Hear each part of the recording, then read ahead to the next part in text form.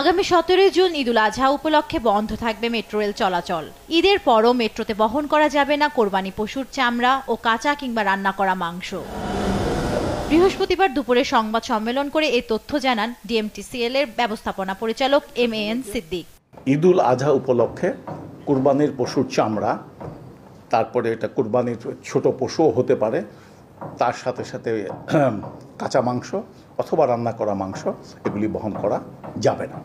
এছাড়া 19 জুন থেকে metro rail চলবে নতুন সময়সূচি অনুযায়ী। স্পেশাল অফ পিক আওয়ারে শুধু MRT বা র্যাপিড পাসধারীরা ভ্রমণ করতে পারবেন। রাত 9টা 10 মিনিটের পর স্টেশনের টিকিট বেচাকেনা বন্ধ থাকবে। আমরা পিক এবং অফ পিক আওয়ারটাকে অ্যাডজাস্ট করেছি। আমরা চেষ্টা করেছি যে যখন অফিস আওয়ারটা শুরু হয় তার পিছনের দিকে কম বেশি 2 ঘন্টা এবং সামনের দিকে কম বেশি 2 ঘন্টা, এটা হিসাব করে যাতায়াতের জন্য আমরা এটা ঠিক করেছি।